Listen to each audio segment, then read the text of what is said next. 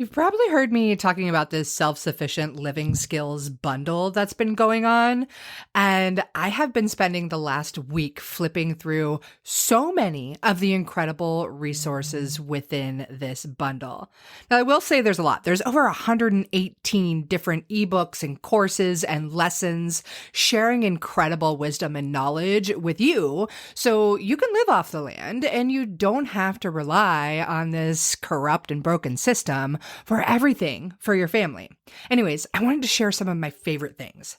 One, first off, is off-grid homeopathy. This course is loaded with so much incredible knowledge, talking about homeopathy for first aid, for colds and flu, how to make your own homeopathic remedies. Like, as an herbalist who loves to teach that stuff, that's pretty exciting to hear it in the homeopathy realm. There's also some incredible fermentation guides, so many other amazing herbal recipes and food recipes, and how to make your own sourdough bread, how to do your own organic gardening and canning of all of your foods. Really, there is so much. And yes, I know. I've talked about it a ton, but this entire bundle is only $50 right now until Sunday, March 24th. I'm sharing my herbal first aid skills, which is a course that's $47 on its own. I'm sharing recipes that I used when I got my products into REI for herbal first aid kits and so much more. You'll have to check it out. I'm serious. Like, you can absolutely change your life with this bundle. So there is a link in the show notes for you, and I hope you check it out. I hope you take advantage. Don't worry, you don't have to go through everything right away. You can access everything for up to a year. Once you're in the course or have the download, it's yours for life.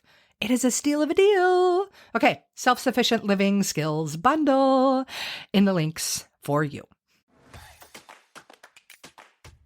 Hello and welcome to the Herbalist Path, a podcast where you'll discover how to make your own herbal remedies at home so that you can take better care of yourself, better care of your family, and better care of our planet. I'm Mel. I'm a clinical herbalist, environmental educator, and mountain living mama with this crazy passion for teaching more mamas and their little loves how to use plants as medicine in a safe, effective, and tasty way so that there can be an herbalist in every home. Again, it's an absolute honor to have you on the journey down the herbalist path with me so that together we can make herbalism #spread like wildflowers. Hello, and welcome back to another episode on the Herbalist Path. Today's episode, goodness gracious, I think it just rings a little bit too true and close for comfort for me. So I actually am just returning from a wonderful week off where I went camping with my mom and my nieces and nephews and brother and sister and like the whole big family camp out shebang. And we were on the beautiful Oregon coast. It was nice and cool. The air was fresh and crisp. It was wonderful to check out tide pools and just watch all the kids play and giggle and laugh, and all of us adults too. It was really, really a great time. And then as we were driving back home, we decided to drive north up Highway 101 and just cruise around the coast for a while. And then we go east towards where I live on Mount Hood. And as we got further inland, we could feel the temperatures rising and the haze in the air from various wildfires from all around the West Coast and definitely beyond. And it just made this unsettling feeling for me. And we were driving back on Thursday night, and Friday, we had a little late night thunder and lightning storm around where I live that happened to ignite a big wildfire about 5 miles from my home. So I posted some stories on social media just showing like the vision from behind my house, like blue sky on one side of the river, and then like this massive plume of smoke. And just the fire building. And I'll say I do think that we're going to be okay and we're safe.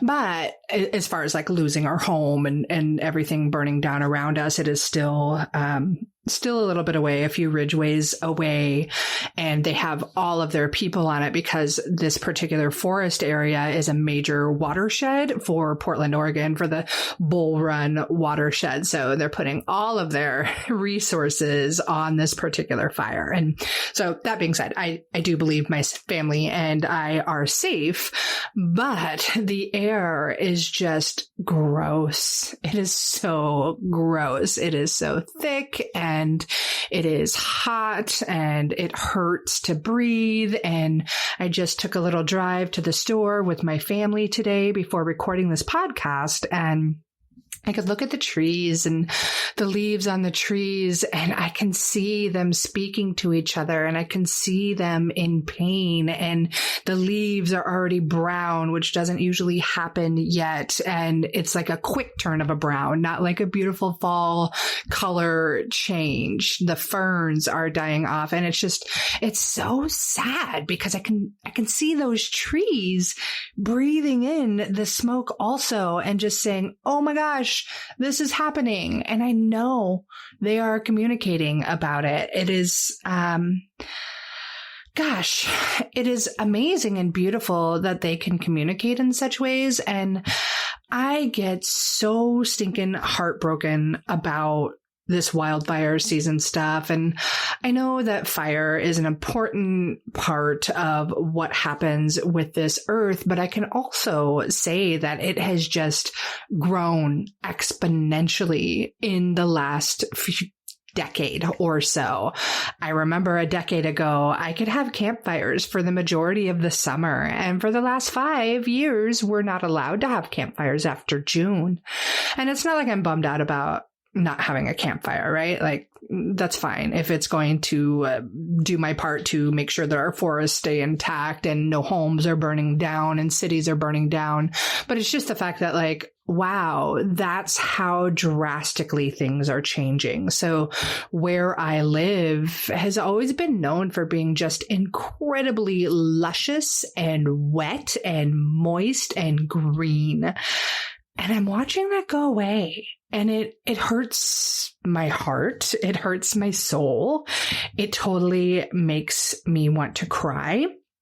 And I'm not going to cry on you in this episode. I promise. At least I think I promise. But what I am going to do is talk about herbs that we can use to support the respiratory tract if we are having to breathe in smoke from wildfires or any kind of fire or other kinds of dry, irritating respiratory conditions that may happen. So as we go into it, I want to encourage you to think about the respiratory tract and the way herbs can work on the respiratory tract. It can get pretty deep, and I cover it in some of my programs, but we'll do a little overview for today. So when we think about the respiratory tract, we're thinking about coughs, right? And sometimes you can have a productive cough, and that's when you are producing a lot of that like gnarly, nasty, phlegmy stuff, right? Which actually, that phlegmy stuff getting out of you is really great. It's your body's way of like getting rid of whatever pathogens may be inside invading your body. It's like, hey, you don't belong in my lungs. Get the heck out. I'm going to trap you in this mucus, and then I'm going to force you to cough it out. Pretty cool system that our body has created for that. But when we have that kind of productive cough and all of that phlegm, we're looking for more like expectorant herbs that are going to, loosen up the mucus and loosen up the phlegm and just help you expel all of that yuckiness out. And then we can also have an unproductive cough or a very dry, irritated, really scratchy, sore throat. There's not much phlegm involved, but it's just very uncomfortable. It's very hot. It can be very painful. It can be very inflamed. And I am starting to feel this now as I was just out and about running errands today, and just even walking from the car to the store, had to breathe in that air, and I can feel it right now. So This is definitely what will happen with all this smoke, and it's not fun. So when this happens, this is when you want to consider a more demulcent or a cooling herb that will come in and soothe and coat your sore throat. So you could also consider things that are going to act as an antispasmodic for the cough reflex specifically, or like a suppressant of sorts, that are just going to help tone down the spasms that might happen if you are having a cough along with that dry, raspy sore throat. So there's a few herbs that I really love to turn to in these situations. So we'll definitely cover them, and then we'll cover some like, hey, I have this on hand right now. I don't have to like go out and order it or anything crazy like that. What you could do from like what might be in your kitchen cabinet right now. But before I get into the herbs and my favorite herbs for the respiratory system, I kind of felt the desire to share this lovely quote that is from David Hoffman. He is an incredible herbalist and has one of my favorite books ever. It's Medical Herbalism. And I just love this quote because it really speaks to the relationship we have to the plants and to this planet, and how it's really important that we start to wake up to this level of awareness and to our relationship with our ecosystem, right? So anyways, here is the quote from David Hoffman's book, Medical Herbalism. If you don't have the book yet, you may want to get it. It's really fantastic. Okay.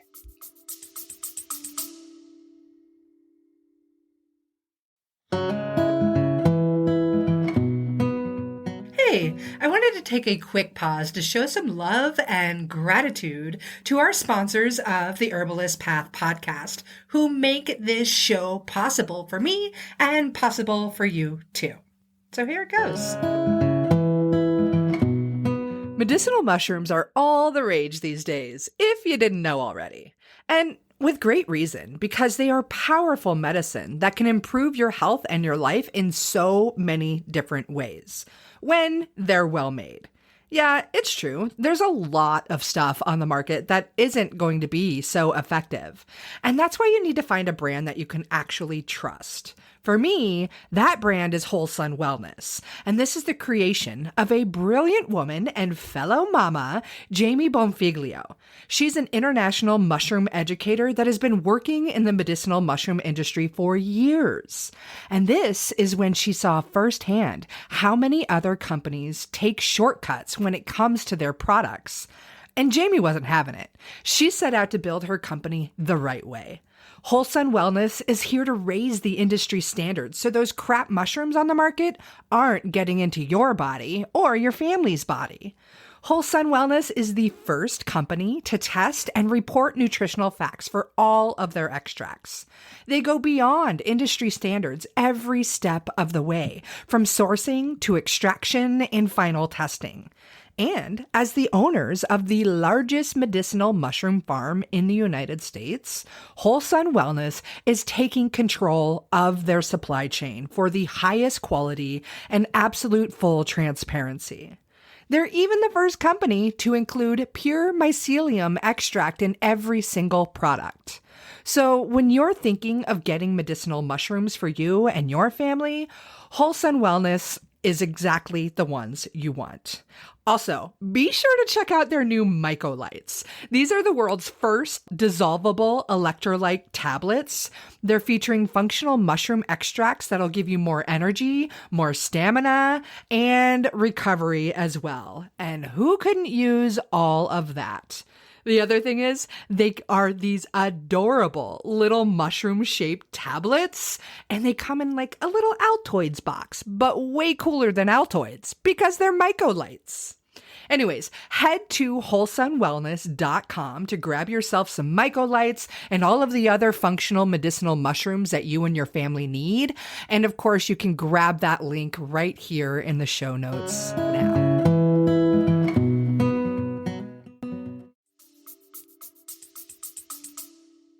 When we draw in a breath, we share that air with all other human beings and all other life on our planet. Through respiration, our oneness with trees becomes a manifest fact, and our communion with the oceans has immediate impact. The reality of the planetary whole reveals itself with implications for all human life, through the circulation of the gases and the energy of the atmosphere. This vision underlies holistic healing as much as it does ecology. The anatomy and physiology of the respiratory system is a complex and beautiful embodiment of integration and wholeness. So I just love that. I think it is really, really beautiful. And I often do think of trees as, they are our lungs, right? So let's talk about the herbs that can help us with our own lungs and collectively the lungs of this beautiful and precious planet that is so mad at us these days.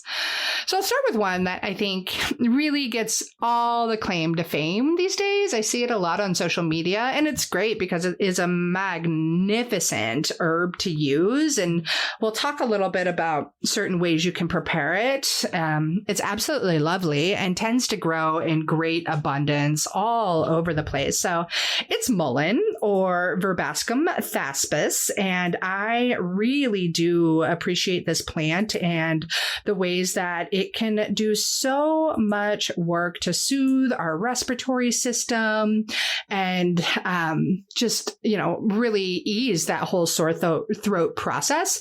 It's also great for just relaxing that coughing reflex that I was talking about. So kind of being an antispasmodic for the respiratory tract. It's very, very nice. So when it comes to mullein, you're going to use the flowers and the leaf for this particular kind of medicine. Of course, it's got many other medicinal properties to it throughout the whole plant, but that's a whole nother story to talk about. But when I'm using mullein specifically for the respiratory tract, I prefer to drink a tea over making a tincture. And I've been seeing a lot of people making a tincture and so excited because they're like, yay, I've got my sore throat tincture for the year. And it's kind of a bummer because what makes mullein so great is the saponins and the mucilage that are inside of the plant. And they are what is responsible for that like cooling, coating kind of feeling that you're going to get. And when it's been made into a tincture, the problem is that alcohol is a tincture-based extract, right? And it is not able to extract the mucilage from a plant. And as far as the saponins go, it's like you have to have a very, very low alcohol percentage to extract the mucilage to be able to get that cooling, kind of slimier effect on your throat that we're looking for after a wildfire. So I dive so much deeper into like what medicinal constituents and properties are soluble or extractable in what kind of solvents. So like alcohol and tinctures, that's one solvent. Water is another solvent in a tea. Honey is a solvent. Glycerin, vinegar. Like there's so many other ways that you can make medicines, but you do need to pair those particular constituents with what they're soluble in to make your medicines work well. So that's what I teach in Medicine Making Mamas for sure. If you want to check that out, you are welcome to. If not, just keep tuning in to this episode. And before I move on to another herb, I do want to talk about a little warning with mullein and its leaves. So the leaves are really, really fuzzy. Like they're so fuzzy, you almost want to snuggle them. But when I ran my herbal product line, and we would make our respiratory rescue tea, which featured mullein and a few other herbs we're going to talk about today. It was really irritating. And before like COVID or the pandemic hit, we always had to wear respiratory masks when we made this tea because all of that fuzz would get caught into our respiratory tract and cause this really irritating cough for the next few days. Or we'd wear, be very mindful of long sleeves because that same fuzz would make your skin really, really itchy. And mind you, we were making them on a, fairly decently large scale, not like huge scale, but bigger than most people out there. So we would do many pounds at a time of this particular blend. Yeah. So anyways, just be careful when you are making teas with mullein. If you've got a lot of it and you have a sensitive respiratory tract, that those little fuzzy wuzzy guys might get caught in there. So be careful. Yeah. So I do love mullein. Another one that I love a lot. I talk about her a lot on this show because she's just got so many amazing medicinal properties. And I hope that if you've been listening to the herbalist path for a while, you're really starting to catch on to like how one herb can do so many different things for you beyond like its one claim to fame. Like mullein, its claim to fame is for the lungs, but it does do a lot more for the human body. And when you start to get to know those plants on that kind of level, you just have another level of empowerment and a whole better, just a much better toolbox, right? You have much better tools to work with when you know how to work with them really well. So that's kind of what we do in Kids Safe Herb Club. Like we dive deep for the month and just like really dig in on it. So that is pretty cool. Anyways, let's talk about Althea officinalis, or marshmallow, which is in the Malvaceae family. And actually it is in the Malva family, right? It's a Malva species. So that includes things like hollyhocks and all the mallows out there. You can use them all medicinally. I just love to speak about Althea officinalis because it's got the highest concentration of these mucilaginous polysaccharides that are going to provide that cooling, coating, soothing relief for the dry, sore throat that gets really, really irritated by all this stinking smoke. So, if you've got like a common mallow growing in your yard, you could totally use its leaves, or its roots are even better. And hollyhocks, all those kinds of things. They're really, really beautiful plants to grow in your yard. So I highly recommend it if you don't already. But yes, the main reason, again, is because it is mucilaginous. So it's very cooling and coating and soothing for the respiratory tract specifically in this case, and is just going to work wonders right now. I love it so much. So this is another one where I did talk about the mucilage and the polysaccharides. The mucilaginous polysaccharides are soluble in water. So tea is my favorite vessel here.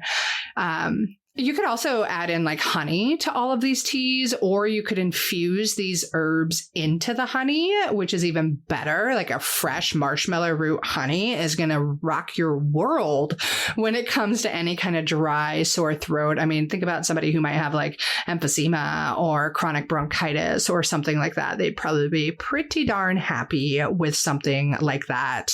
But you would want to try and use the fresh root. So that's a whole nother artwork balance to work with. But I also, honey's delicious. So it adds that sweeter flavor, but it also does a great job of cooling and coating the dry respiratory tract and other mucosal tissues. So it can be so helpful in this particular case. And yeah, it's easy too. I will say that try to focus on a local raw honey. You're just going to get a much better quality that way.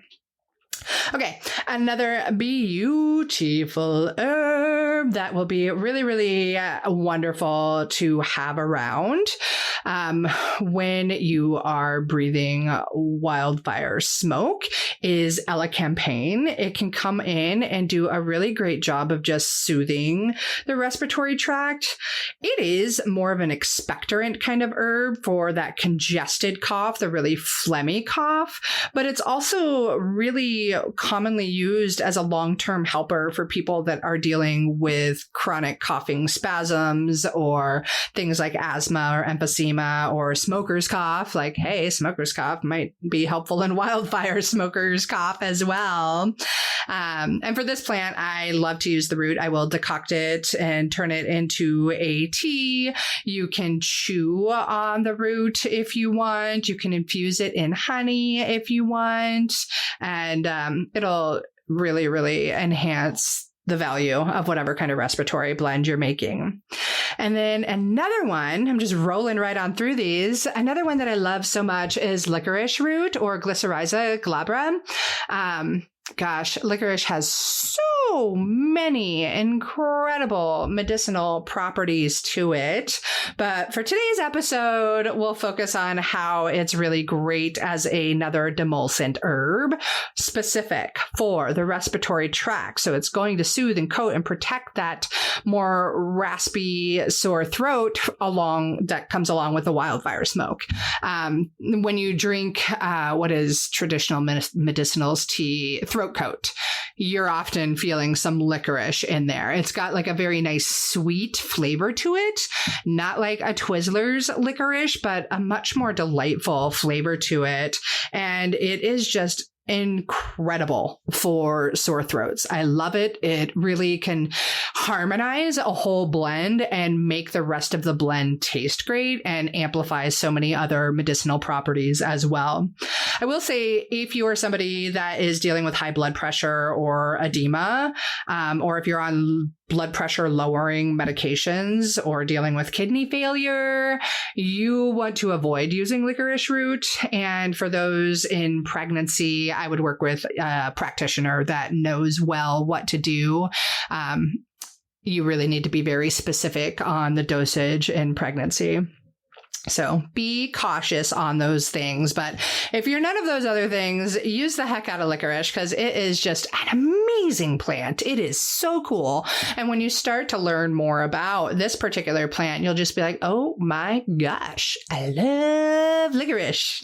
Or maybe that's just me. I don't know. Okay. So those were 4 pretty powerful herb geek herbs to talk about. So we talked about mullein, we talked about the mallow family plants or Althea officinalis, we talked about elecampane and licorice root.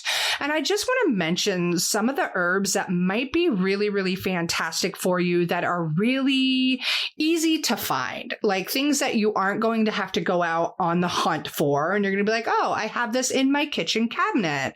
Things like thyme. A simple little thyme tea can help to ease the cough reflex and all of those spasms that can happen if you're inhaling smoke, or just have anything else disturbing the respiratory tract. It is an expectorant also, so it's going to loosen any stuck mucus or phlegm. But it is going to be helpful for you if that's what you have on hand and there's a wildfire going on around you and you're like, I cannot hang with this. You could also do some herbal steams with it. That would be really nice. With thyme in a tea, I would add as much honey as possible for the extra soothing, because thyme can be a little bit drying and we don't really want the drying on a dry throat. So, another one that's easy to come by, fennel seed. Fennel seed has excellent mucilaginous properties. It's going to sweeten your tea right up. It's going to be delicious. It is specific for the respiratory tract as well. Also, anise seed tastes a lot like fennel, even more potent for the respiratory tract. Easy to find. It's in your grocery store. It's really nice and sweet. It's super palatable. The kiddos can hang with it. You're going to be good to go with it. And then, the herb that I love to talk about so darn much, or the wild weed of plantain, Plantago major, or the lanceolata. Both have mucilaginous properties that can be quite beneficial when it comes to soothing a dry, raspy, sore throat. Okay. I feel like I've just been rambling about herbs, right? I guess that's what I chose to do for a living. But I do hope that if you are being affected by these wildfires, that you and your family stay incredibly safe. I hope that the powers that be really finally wake up to the fact that climate change is real and we need to take action several decades ago. For me, that's why I came to herbalism. It was one way that I could do my part to make this world a better place, to teach more people how to use plants as medicine, people like you. So thank you so much for tuning in to my podcast and listening to me ramble about herbs.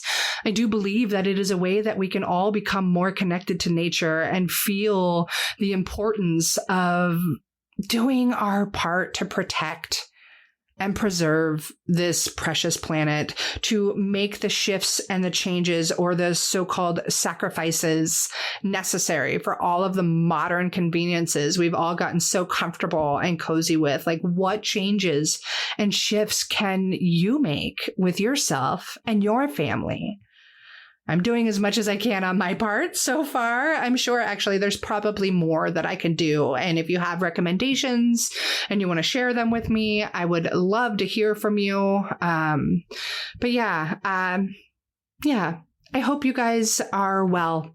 I pray for our beautiful earth and these trees and plants out there that are communicating with one another and basically choking like I am.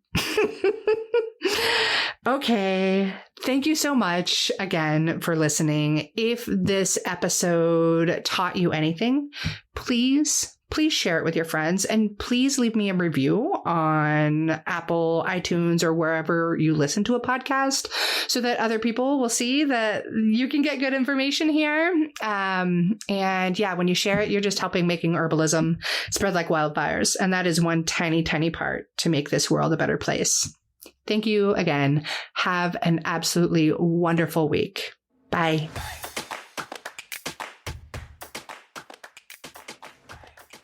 Thank you so much for tuning into another episode of The Herbalist Path. Being on this journey with you is absolutely incredible. If you dig this episode, please leave me a review on your favorite podcast player and share it with your friends so that together we can make herbalism #spread like wildflowers. On another note, I must mention that while I know you're getting some good info here, it's important to remember that this podcast is purely for entertainment and educational purposes and is not intended to be a substitute for medical treatment. While the information in this podcast is absolutely relevant, herbs work differently for each person and each condition. That's why I recommend you work with a qualified practitioner, whether that be another herbalist, a naturopath, or your doctor. So thank you again.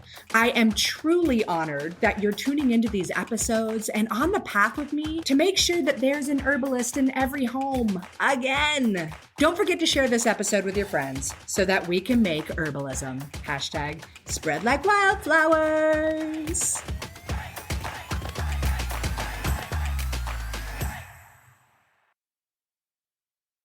It has been so much fun and so, joyous watching all of my medicinal plant friends popping up in my garden, from the Ella Campaign to the Comfrey and the Arnica.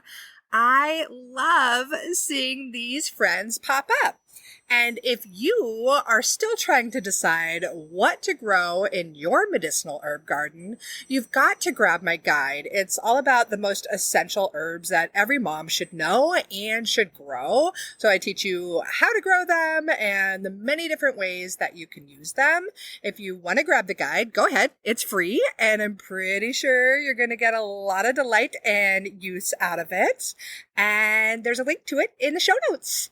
I'm wishing you tons of happy medicine planting.